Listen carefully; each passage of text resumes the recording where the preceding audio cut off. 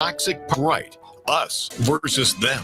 While we pay to keep our politicians fighting, how do we, the people, rise up and solve the great challenges of our time?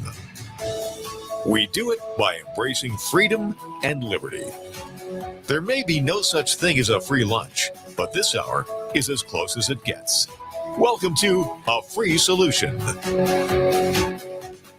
All right, welcome to A Free Solution. I'm Kevin Wilson, your host for today, joined once again on this wonderful Wednesday by Andrew Hollister. Andrew, welcome. Thank you. Glad to be here. Yeah, of course. Folks, we are live here in WYSL, which means that you, the listener, can give us a call. 585-346-3000. That's 585-346-3000. Shout down to line to our friends listening a little bit later over at WACK out in Newark, or listen to a podcast a little bit later too. And all of our friends listening online. We are back online today. Facebook and Instagram have been resurrected. Unfortunately, Monday show, no online streaming. We were totally dark. But today we're on A Free Solution, the Facebook page, Free Solution, the YouTube channel, the Andrew Hollister pages, and the Kevin Wilson pages, wherever you prefer to listen. Thank you for being here. And make sure you leave your comments, participate in the show today, because we are talking about Facebook, not the crash, which was, certainly a thing, but we could talk about I mean, you're an IT expert. Maybe I don't know if you have things to weigh in on that. We could talk about it. Lots of folks are saying that this is why we should break up Facebook. Well, I would say, and we could notch this under the title of conspiracy theory, Kevin. I'm okay with that. It's really convenient that Facebook and Instagram went down right when the news was publishing all this information about the whistleblower, because kind of the explanation they gave felt a little unrealistic. I'll just say that. I haven't read going down like the DNS issue. That's not the issue I read about. So maybe there was multiple issues, but they said that they had to physically send a person out to a data center to reconnect something. Right. So cat tripped the cord, and half the internet goes out. Also, it takes you that long to do that. I don't know. I mean, I've experienced outages with Google. I work with a lot of Google products. I've experienced outages with AWS, which is Amazon's product, and I have a pretty good understanding of how virtualized environments work and data centers work. And the information they gave just didn't seem likely. Not saying it didn't happen, not saying that they didn't truly have an outage. It just seemed really, really sketchy. Right. You're the expert on this stuff. Like, I would be very interested in you digging more into that and telling us if something's up, but yeah, it was one of those things that there could be a perfectly logical explanation, and maybe they truly did go down. The skeptic in me isn't buying it. Yeah. So more on that at a later date, maybe.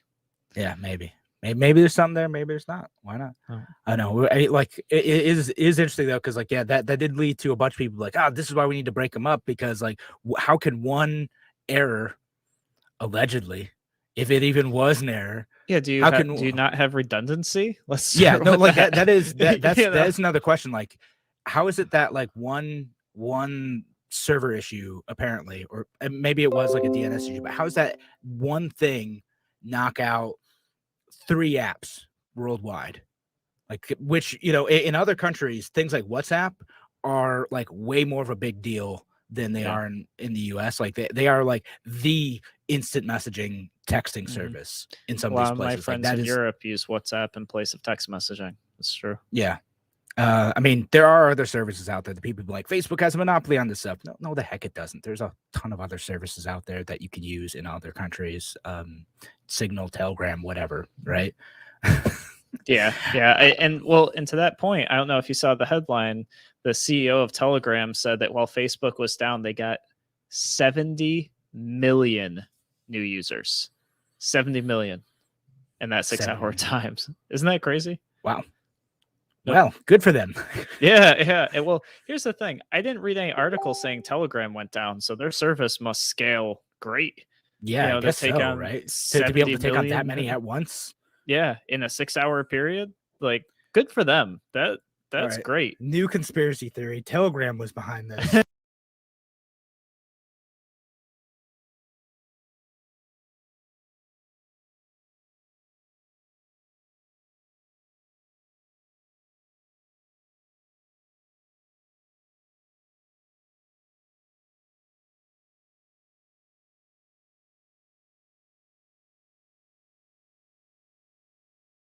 Evidence to back it up whatsoever. It just seems highly convenient to me that Facebook just happened to go down literally when ABC published their piece on it. I looked, the timestamps were within like a half an hour of each other. So Wow. it was just, I don't know, interesting. Listen, when we do these segments, either with you or with Tim, I'm gonna start keeping a tinfoil hat next to me every time you guys. Oh, I've got one right here. Start keeping it with me. Speaking of Tim, he commented in to say, "Let's go, Brandon." He's definitely saying, "Let's go, Brandon," and nothing else. Don't worry about it, guys. There you go. Andrew, you're offline, so you haven't seen the memes. No, I don't know about the memes. There's a chant at a NASCAR rally where the reporters are saying, "Let's go, Brandon." And like, oh yeah, they're chanting, "Let's go, Brandon." They were absolutely not saying, "Let's go, Brandon." They were saying something about Joe Biden that was not very nice, and I can't repeat on the radio. Oh, so it wasn't "Let's go." It wasn't. No. All right. So anyway, well, I did see thank some you for the memes, comment, though. Tim. Yeah. Yeah, let's go, Brandon. No, I did see some memes that followed the Facebook and Instagram shutdown, which were fun. Probably poke a little bit too much fun at too many different people, but at this point, probably the population at large, about how much independent vaccine studies have been lost and set back due to Facebook being shut down. And it's just like people on their toilet typing on Facebook. So that was there's a lot of that circulating for sure. Yeah, right. So a bunch of that stuff.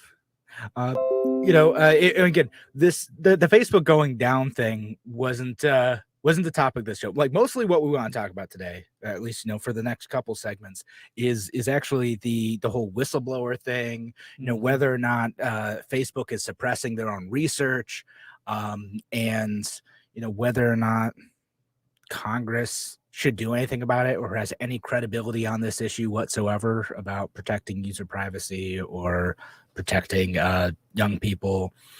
So yeah, but before we go to break, because we still have a couple minutes left, do you want to kind of introduce the topic? Where are we going to go with this today? Yeah, no, absolutely. So to kind of give you guys a preview of what we want to talk about today, Facebook had a former employee, Frances Haugen, who she leaked thousands of pages on Facebook's internal research about how their algorithms work, things that they were finding, requests that they were getting from outside third parties. They had data that suggested that their platform has impacted not just the United States, but societies across the world. And in not a good way by any means. And as more and more of this comes out, I mean, it's incredibly interesting. I can't wait to talk about it with you guys. You might have seen Mark Zuckerberg has finally stood up and decided that he's going to speak about this. So now he's standing up to defend Facebook. She's been testifying now in front of Congress. Mark Zuckerberg was asked to testify in front of Congress and apparently just hasn't responded. And when he made his big post kind of like rebuttaling all this stuff, he still hasn't responded to Congress. And some people are saying looks like he's trying to just avoid the whole situation. So that's at least a good taste of what we're going to talk about. Kevin, do you want to throw anything else in there? No, I'll say, like, we'll kind of go over some of the policy solutions to this too, right? Like, again, is this helpful to drag people in front of Congress, right? Like, B, is this an argument for greater regulation of Facebook or greater regulation of users on Facebook too? Because that's part of like the argument of the whistleblower, and part of the argument of like the regulators is like, well, we need to control this this content. Mm-hmm. Maybe touch on Section 230. I don't know, but we'll start out, as you said. We'll talk about what is whistleblower actually saying. I'll read a couple tweets too from my friend Sahar, who's been on the show before. He worked at Facebook. He ended up getting quoted in the New York Times, interestingly enough. He was covering this, but he kind of worked in the politics division of Facebook. So I don't always agree with him, but he certainly has interesting things to say about that. It's worth considering. Yeah, I think that about wraps it up. So when we come back, we'll talk about all this stuff. Stay tuned on WYSL or online, wherever you're listening, or on WACK if you're listening a bit later for a free solution, or give us a call in too. If you want to chat about this, you have thoughts, just call 585-346-3000. That's 585-346-3000. We'll be back with more on the free solution in a few minutes.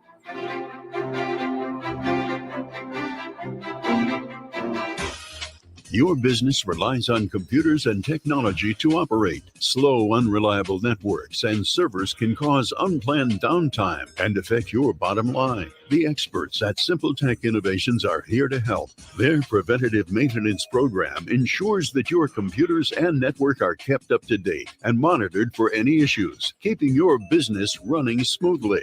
They also help clients achieve HIPAA, PCI, and New York State cybersecurity compliance to keep your network safe and secure. Whatever your business IT needs are, Simple Tech Innovations should be your first call. They've won the Best in Rochester 8 years in a row and have an A+ Better Business Bureau rating. Call them today for a free consultation at 585-200-3182. That's 585-200-3182. Simple Tech Innovations. Tyranny. There's going to be no circumstance where you see people being lifted off the roof from Afghanistan. No one thinks it can happen here. Shelter in place until and unless you receive a communication from the U.S. Embassy. And without our God-given right to self-protection as outlined in the Second Amendment, it can. But this fall, you have the opportunity to stand up for freedom. October 8th, 9th, and 10th, celebrate freedom, faith, and family at the Rod of Iron Freedom Festival. It's America's largest festival for Second Amendment advocacy. With Pastor Sean Moon, Sheriff Richard Mack, Olympian Gabby Franco, Dr. John Lott, Teddy Daniels, and very special guest, radio talk show host and patriot Dana Lash. Plus great live music, vendors, fireworks, and you. Tickets are free at rodofironfreedomfestival.org. That's rodofironfreedomfestival.org. Join us to celebrate freedom. Why do businesses choose to move their website from Wix and Squarespace to Simple Tech Innovations? Maybe it's their excellent customer service or attention to detail. Maybe it's their ability to give a truly customized solution. Or perhaps they just like the fact that Simple Tech is a local small business that builds great relationships with its clients. Whatever the reason may be, you can rest assured knowing that the local team at Simple Tech has your best interest in mind when building or updating your website. They're hands-on and love helping customers achieve their goals. But don't take my word for it. They've won the Best in Rochester 8 years in a row and have an A+ Better Business Bureau rating. If your website doesn't match your dreams or isn't achieving your goals, give the professionals at Simple Tech Innovations a call today for a consultation at 585-200-3182. That's 585-200-3182. Simple Tech Innovations. A free solution. All right, welcome back to A Free Solution. I'm Kevin Wilson, your host for today, joined by Andrew Hollister, as we are doing all Wednesdays now. Yep. At least most of them. All right, thanks again for joining us. Again, we're live until 1 p.m. on WYSL, so give us a call, 585-346-3000. Or I got the ticker up down, too. We have an 866 number, 866-552-1009, 866-552-1009. Folks listening online can see that. You can also comment in. And if they're good stuff, we'll read it on the air. And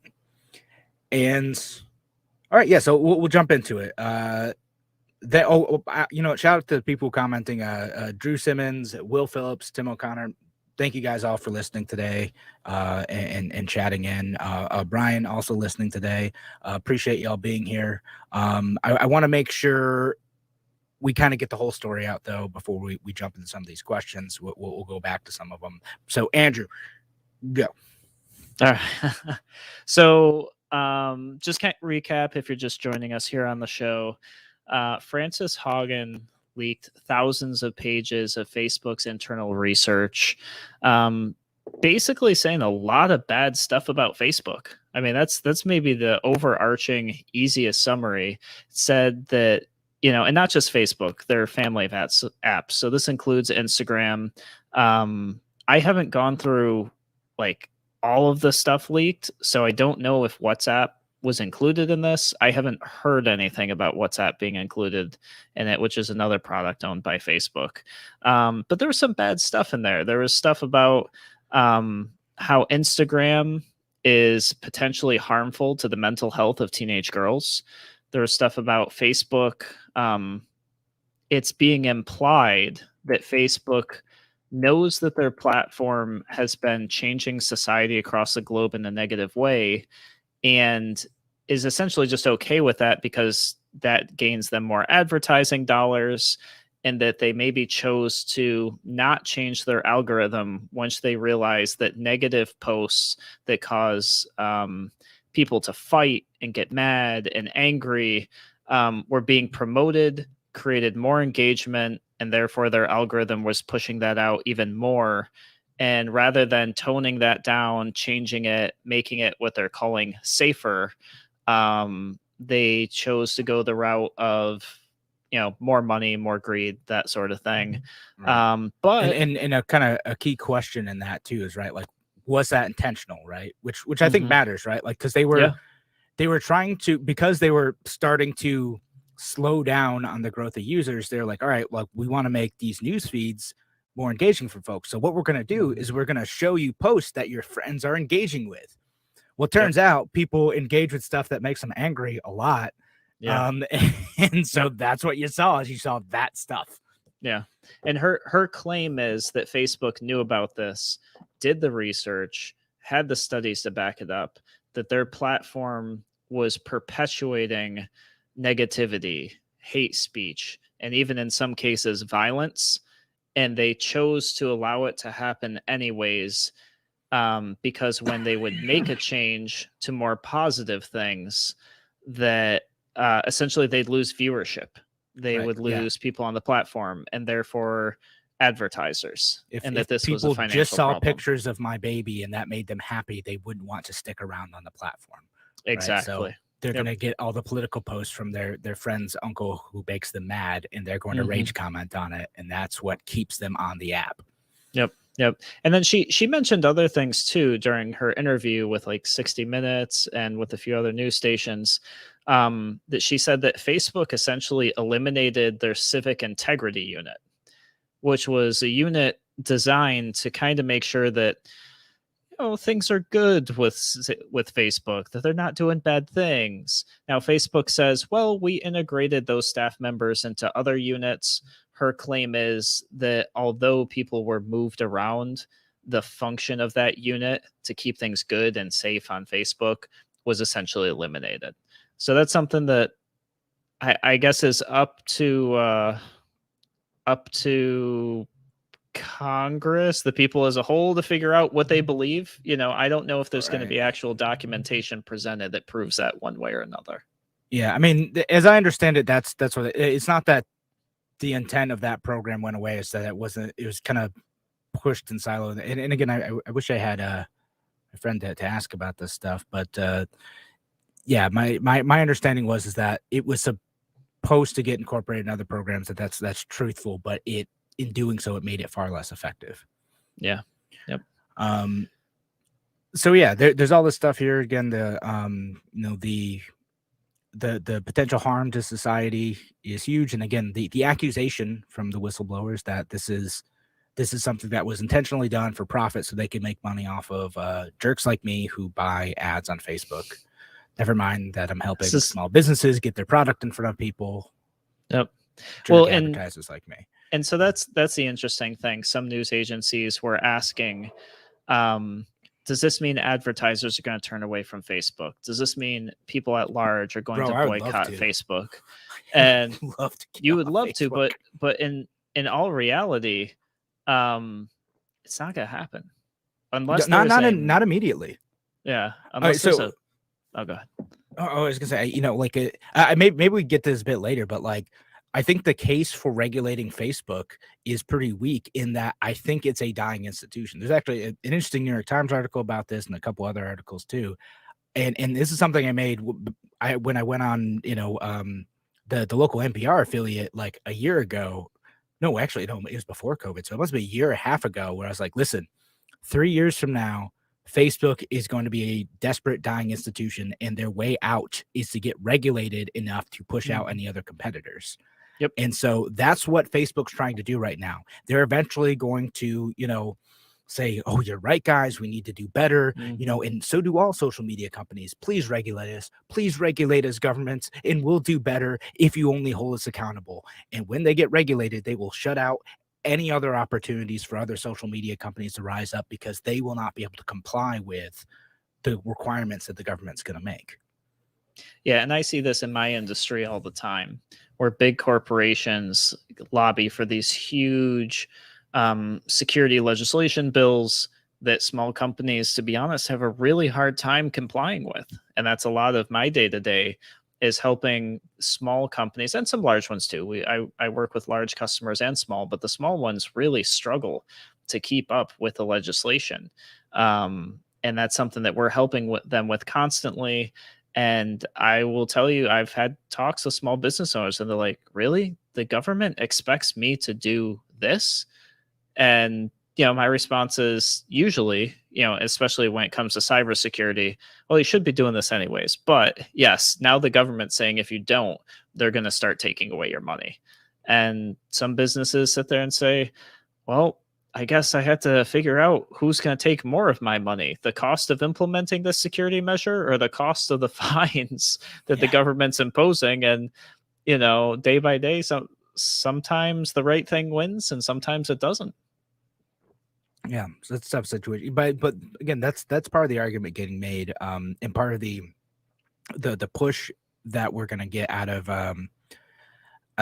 this whole thing is that they're going to want more regulation. Specifically, they mentioned things like the January 6th riot and stuff like, oh, Facebook caused that. They knew they caused that. They amp people up, they rile them up just to make more money. And here's where we're at. It's necessary for the safety of our country to regulate this institution. Yeah, and I did find that very interesting that during some of the interviews, it was implied and actually discussed that Facebook has kind of like a safety switch that they would switch on during some of the elections. And basically, they would turn on the safety switch to muffle and subdue civil disorder and violence on their platform so that as the election was getting closer, civil unrest wouldn't grow into actual physical violence. Yeah. But and so I got to tell you, so again, when I talked with, I think it was in a bonus episode with the guy who used to work at Facebook, and I've talked with other folks about this too. This isn't just a problem in the US, like with things like WhatsApp and with other platforms, the actual like organized violence that like takes place in places like India is much bigger, right? Mm-hmm. Like, so people are like, the stuff gets way more wild over there. So this is a tough problem for Facebook to deal with, right? So they a private company, they're like, well, all these people are organizing, anti-Muslim mobs in this country, and they're using our platform to do it. Do we, knowing that this is happening on our platform, take action to prevent that from happening? Right. And the answer is yes, they did try to do these things. So like, again, do you how much do you intervene? How much do you censor speech? How much do you control what people say in order to stop violence from happening? And Congress is saying, well, we don't want you to make that decision independently. We're going to make that for you. And we're totally going to do the right thing, guys. Don't worry. Not at all abuse our power, invade everyone's privacy, and hurt folks in the process. Yeah, government always has an answer. And government always believes that their answer is the right one. I think we Or else. typically, yeah, or else silence. All right. So thanks again for joining us here on A Free Solution. Kevin Wilson and Andrew Hollister on today. We'll be back in just a few minutes. Give us a call if you want to participate in the discussion. 866-552-1009. We'll be back on A Free Solution. Just a few.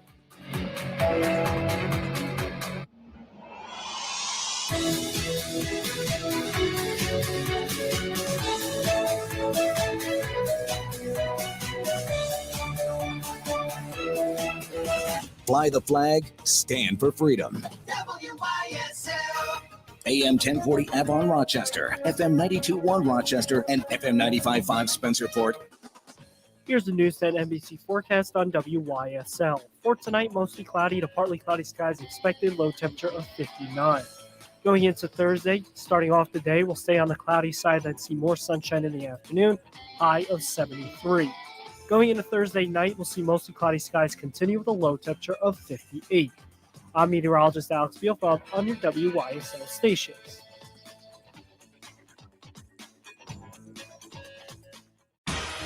Your business relies on computers and technology to operate. Slow, unreliable networks and servers can cause unplanned downtime and affect your bottom line. The experts at Simple Tech Innovations are here to help. Their preventative maintenance program ensures that your computers and network are kept up to date and monitored for any issues, keeping your business running smoothly. They also help clients achieve HIPAA, PCI, and New York State cybersecurity compliance to keep your network safe and secure. Whatever your business IT needs are, Simple Tech Innovation should be your first call. They've won the Best in Rochester 8 years in a row and have an A+ Better Business Bureau rating. Call them today for a free consultation at 585-200-3182. That's 585-200-3182. Simple Tech Innovations.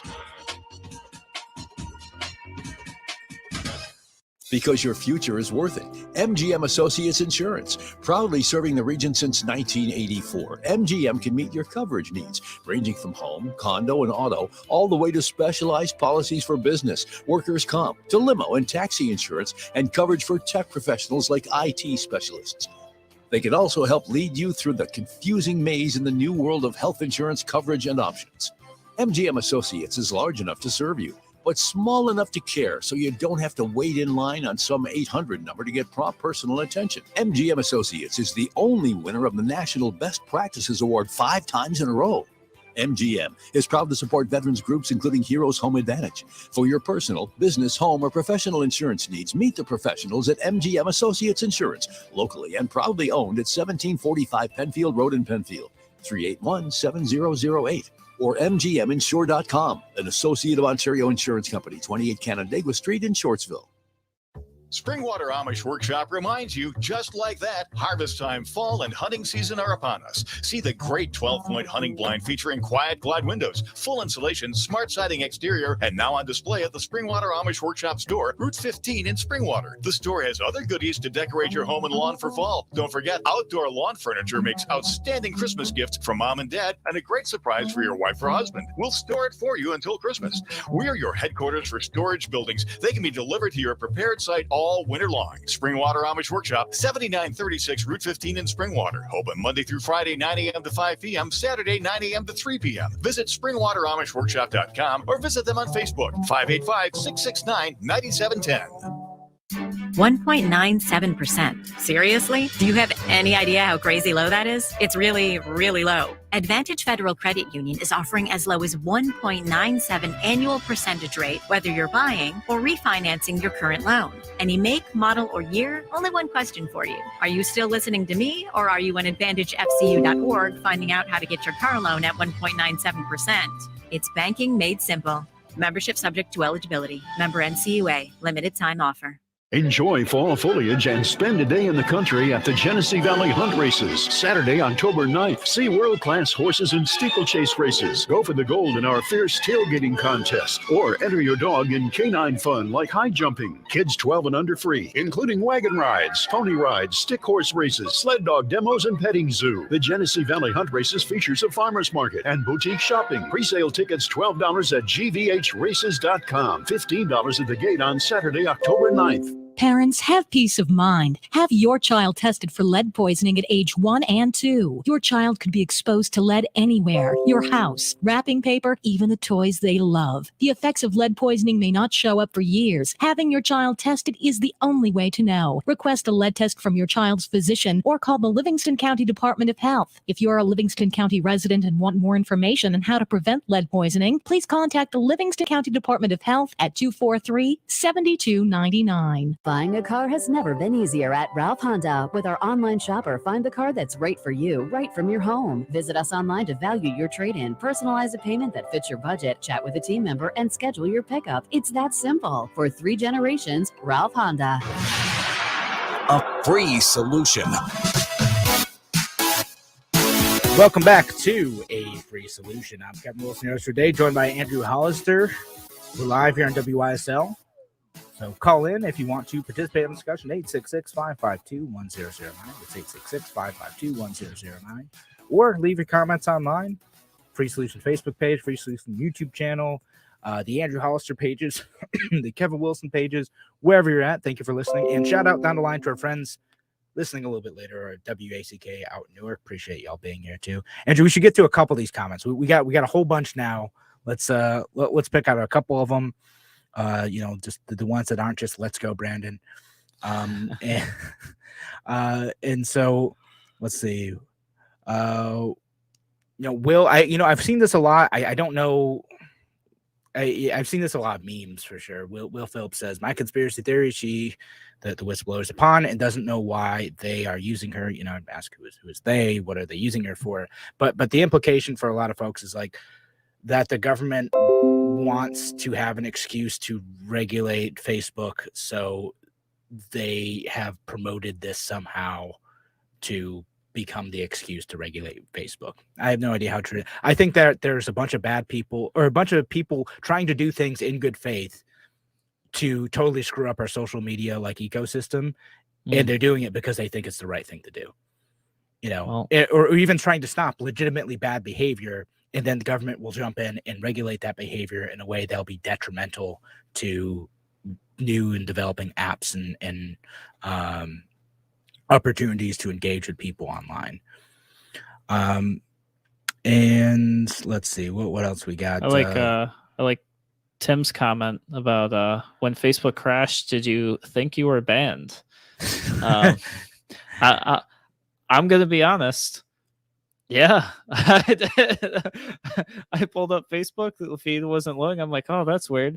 Opened up Instagram, that feed wasn't loading. I'm like, crap, banned again. Not again. I checked it later, but I didn't get the ban message. And I was like, maybe they're just broken. And I searched, and sure enough, they were down. So, yeah.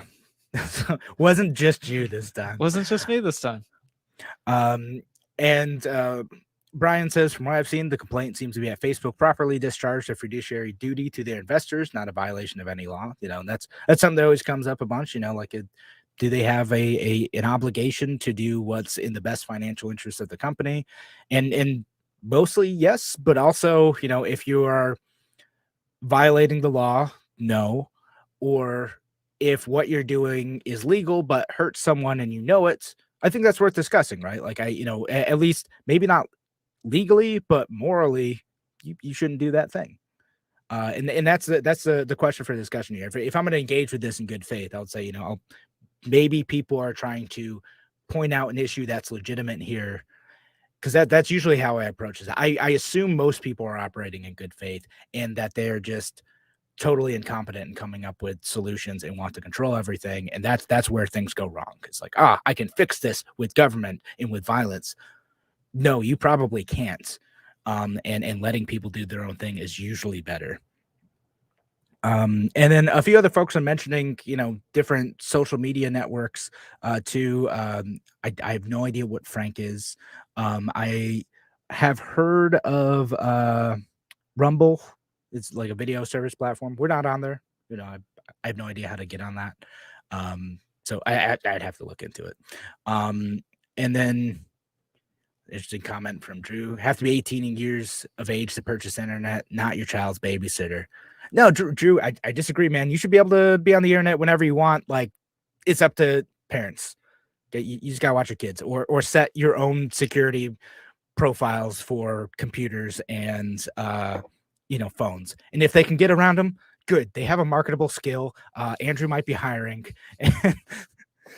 I tell people all the time, whether they want to hear it or not, when Microsoft needs a security expert or somebody that really knows their stuff, they don't check LinkedIn. They go to prison and see who they're going to pay the legal fees for so they can start working for them. Hey, you're a black hat hacker. Want to be a white hat hacker now? Yeah. We'll pay you well. We'll get you out of here. Exactly. There you go. Another interesting comment says from Brian says, the claims about the way Instagram is harming teenage girls, same way that thing that Cosmopolitan and Teen Vogue have been dealing with for years. And I think that's a fair point worth discussing. Right? And I think Andrew and I discussed this during the break, among the teenage girls specifically, right, who are citing Instagram as a reason for increased like suicidal ideation.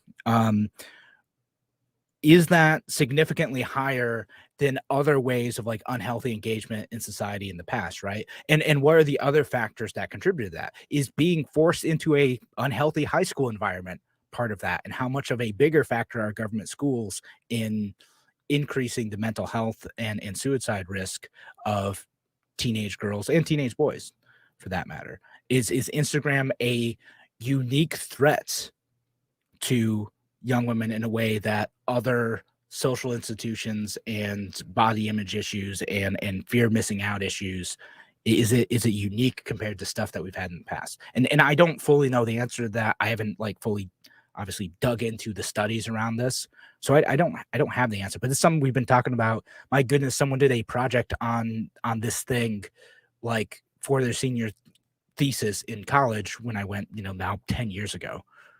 So yeah, and I think that the other question in addition to that is, those magazines, do they have internal studies showing that damage that they're causing? Facebook's on the spotlight right now because they did those studies. They had the data. They have it in front of them. And the question is, what did they do with that data, if anything? Do they have a responsibility to do that? I think that's a question that's going to come up. Like, is Facebook going to be considered responsible for knowing that this was happening on their platform and maybe trying to bury it? Or maybe they didn't try to bury it. There's a lot of stuff that's coming out right now. It doesn't look good, but there's a lot of questions here too. Is like, for example, is there really any liability once you know that you're causing this problem or not? If it's just a platform that's other people are generating content on.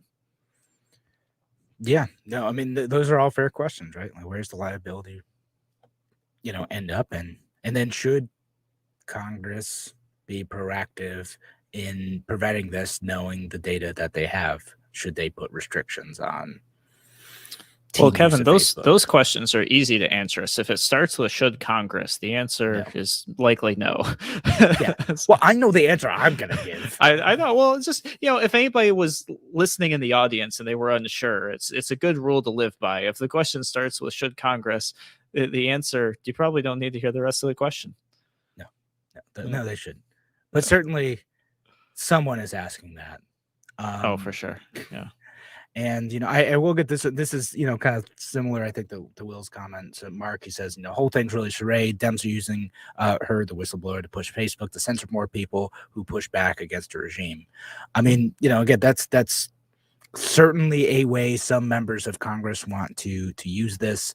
Is interesting because, like, Democrats want Facebook to censor a lot more. They want to not only allow Facebook to regulate their own platform on political speech, but also to be much proactive in shutting down speech that they believe is violent or spreads, lies, right? And again, Facebook is trying to figure out how to deal with this in an effective way, and they're not always getting it right.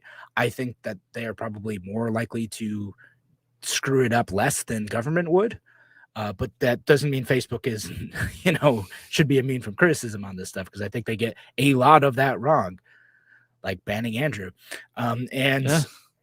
I can vouch for that one. Yeah, and then Republicans, they do the opposite. They say no, Facebook shouldn't be allowed to regulate anything. They shouldn't be allowed to pull down any speech at all. They're basically they operate like a government entity, and they should have to allow all speech on their platform, no matter how harassing, no matter how ugly, no matter how offensive it is. They should have to allow that on their platform, and I don't really think that's right either.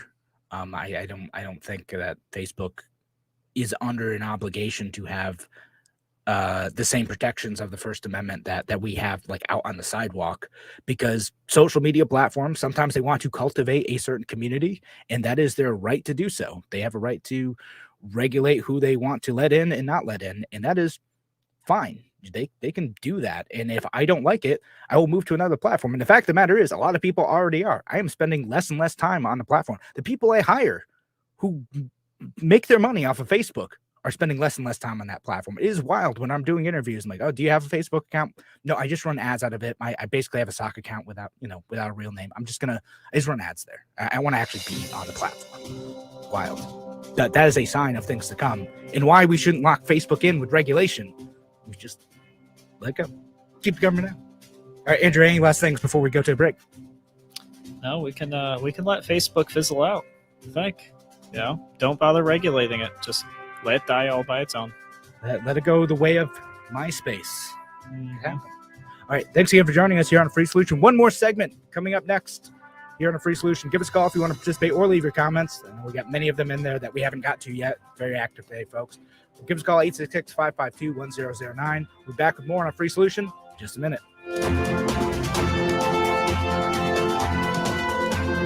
Why do businesses choose to move their website from Wix and Squarespace to SimpleTech Innovations? Maybe it's their excellent customer service or attention to detail.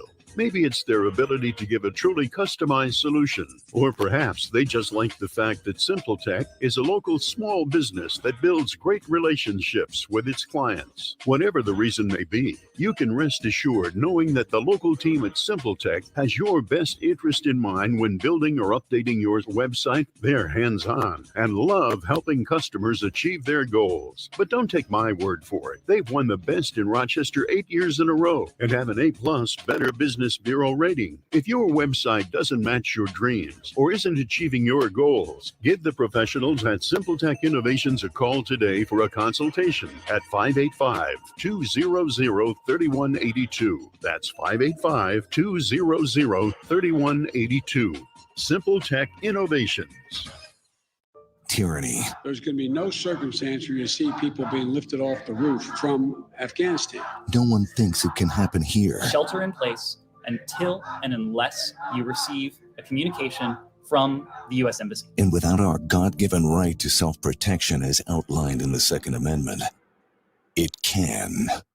But this fall, you have the opportunity to stand up for freedom. October 8th, 9th, and 10th, celebrate freedom, faith, and family at the Rod of Iron Freedom Festival. It's America's largest festival for Second Amendment advocacy. With Pastor Sean Moon, Sheriff Richard Mack, Olympian Gabby Franco, Dr. John Lott, Teddy Daniels, and very special guest, radio talk show host and patriot Dana Lash. Plus great live music, vendors, fireworks, and you. Tickets are free at rodofironfreedomfestival.org.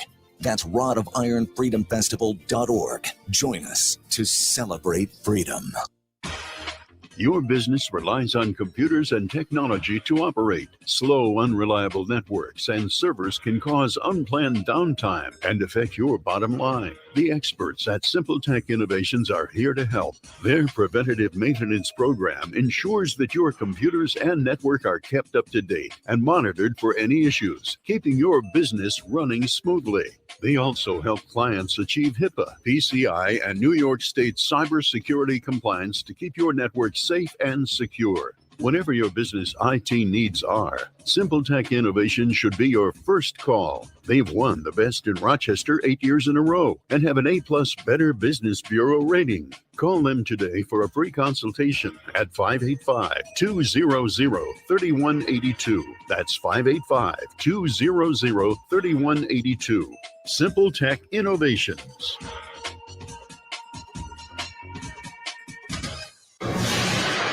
a free solution. Welcome back to A Free Solution. I'm Kevin Wilson, host today, joined by Andrew Hollister, hosting with me today on this wonderful Wednesday. And again, we're live here on WYSL. Give us a call, 866-552-1009. That's 866-552-1009. Or leave your comment online. Appreciate all the engagement we've gotten today. And Andrew, I got to ask you, should we do something about Finsta? What? About Finsta. Finsta. Yeah. Oh. So this is one of the questions that came up during the Facebook hearings last week. Okay. The senator asked, what do you guys doing to stop Finsta? Finsta is like basically having a sock account on Instagram. Fake It's a Instagram fake account. Instagram, The right? Finsta accounts, yeah. So people have like their public facing one, where they show off all their stuff. And then they have like a private one with like only their close friends. Mm-hmm. So and they asked if Facebook was going to do anything to stop that. Well, I think they asked them, like, can't they just turn off the Finsta accounts and not allow the Finsta accounts to be created or something like that? It basically, they were like, no, what? You don't know how this works. Come on. Hand you this. I mean, book. every time there's called... social media hearings, there's always one just outrageously dumb question. Now, there is like an actual answer to this. Like, if I'm being more generous about it, they could say, well, yes, if you wanted everyone to send in their IDs and prove who they were every single time. Government would love that. They sure Facebook would love that. Yeah. Which I had to do to run ads, which is annoying as heck. But so just in case I'm secretly a Russian, hacker spreading misinformation on Facebook, now I had to mail in my home address, passport, blood sample, promise my firstborn child to Facebook in order to run political ads for my clients. It's probably easier to get your ancestry.com stuff. Don't give them any ideas.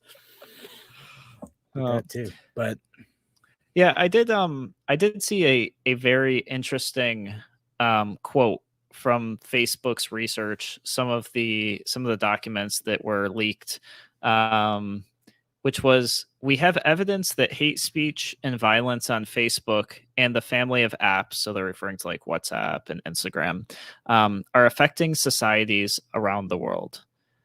So as we're talking about this, we're talking about things that Facebook allegedly knew about internally, was doing their own studies internally, which is interesting. And Kevin, I don't know if you have anything to add to this. I didn't see any data at all explaining how Facebook was doing these studies or getting this data, what the sample size was, where they were getting any of this information, some of the information on how they were finding that their platform,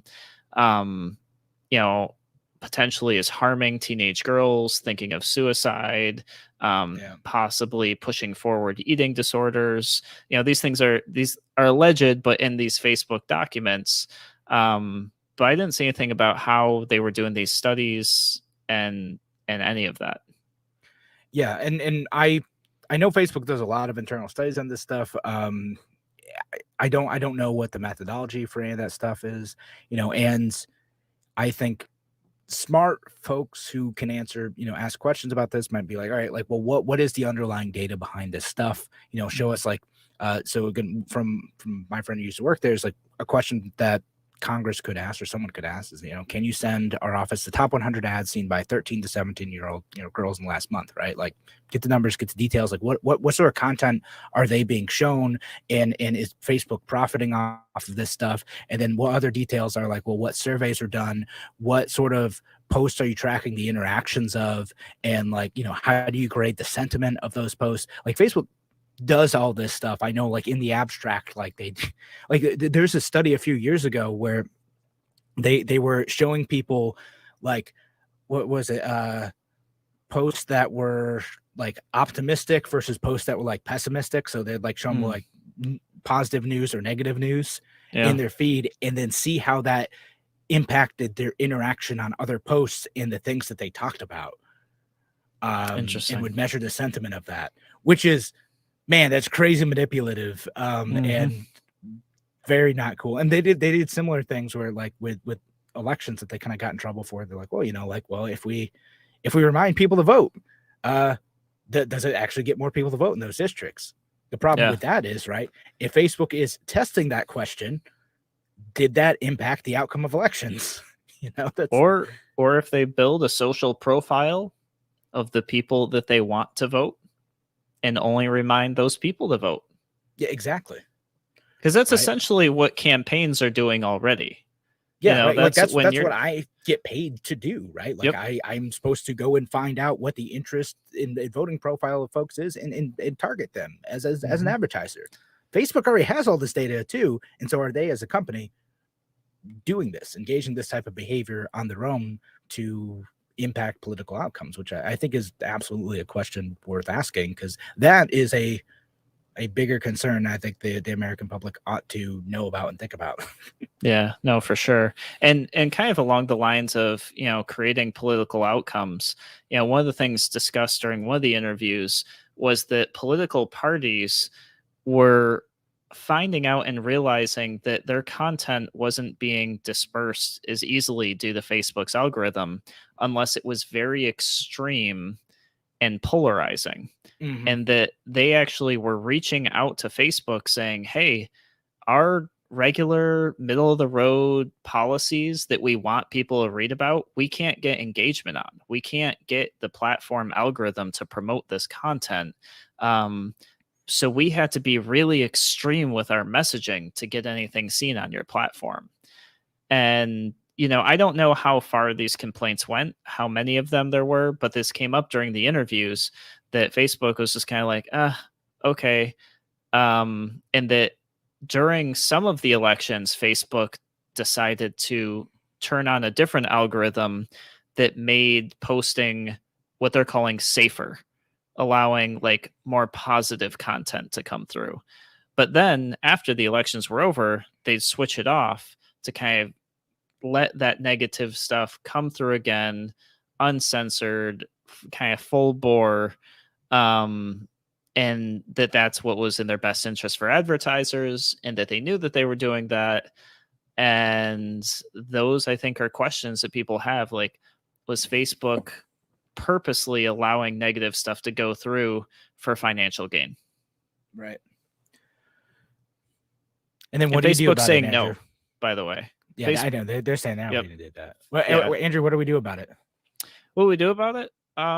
If you don't like negative stuff, go somewhere else. Don't use Facebook. I'm gonna go to TikTok. Go TikTok. So, yep. There you go. I get videos on homesteading, marketing, and animal facts. It's all clean, sanitary, nice. Never anything about the Chinese government, though. Weirdly, it's so weird. Strange. Yeah. Tiananmen Square, no, not a popular topic. Well, and that's what Instagram used to be. Yeah. Before Facebook acquired them, Instagram used to be where people went to seek refuge from political stuff and from stuff that angered them and didn't make them happy. Then Facebook took over Instagram, and strangely, that stuff just followed. So now people are going to move to the next thing, which is probably TikTok, until they change that. And people just keep changing and cycling through. The market will demand change. Yeah, and then destroy the old companies if we don't freeze them in place by government. And yeah, if you have the next idea for how to give people the happy content that they like, well, there's an opportunity out there. I don't know what that looks like. Andrew's probably better equipped to do that than I am, but we'll work together. We need marketing too. There we go. We'll figure it out. All right. Thanks again for joining us here on A Free Solution, everyone. Appreciate y'all being here. Glad Andrew was able to make it on again today. Good having you with us. We'll be back tomorrow. Tim O'Connor will be on tomorrow. Thanks again for listening. Take care.